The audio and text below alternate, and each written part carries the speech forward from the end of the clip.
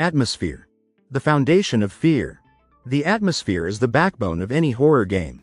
Through eerie environments, dim lighting, and unsettling soundscapes, designers create a sense of dread.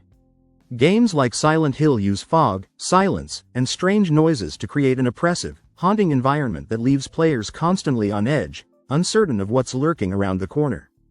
Unpredictability keeps players uneasy. Predictability kills fear, so horror games thrive on surprises.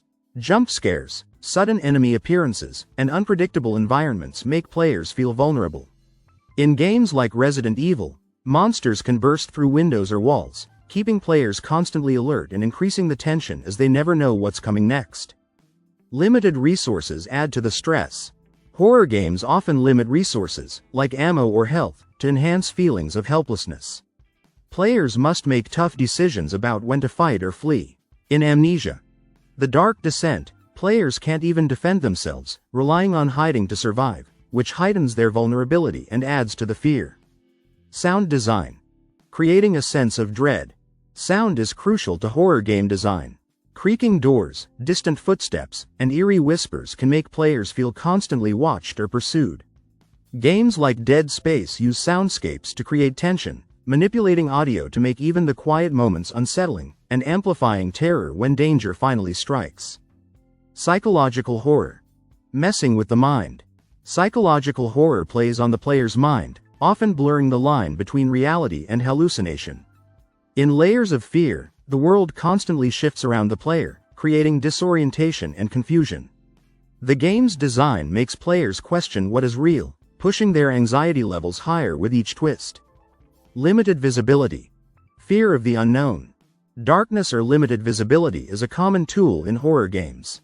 When players can't clearly see their surroundings, their imagination takes over, filling the gaps with fear. Games like Outlast restrict visibility, forcing players to rely on a night vision camera, which adds tension and keeps the player on edge throughout. Vulnerability of the protagonist. Horror games often make protagonists more vulnerable than in other genres. They're not invincible heroes but ordinary people trapped in terrifying situations. This vulnerability makes players feel more connected to the character's fear. In The Evil Within, the character's limited health and abilities increase the intensity of every encounter. Pacing. The buildup of tension. Great horror games balance moments of calm with intense scares, using pacing to build tension. Lulls in action give players a false sense of security, which makes the subsequent scares more impactful. Games like Alien Isolation masterfully manipulate pacing, allowing the suspense to build over time, making each scare more terrifying. Isolation. Heightening the sense of fear. Many horror games place players in isolated, desolate environments. Whether it's a haunted house or a derelict spaceship, isolation amplifies fear. The lack of help or backup in games like The Forest increases the player's sense of loneliness, making every encounter feel more life-threatening. Fear of the unknown. The ultimate terror. What truly makes a game scary is the fear of the unknown. Horror games thrive on ambiguity, allowing players' imaginations to run wild. From mysterious storylines to unseen enemies, the less a game explains, the scarier it becomes.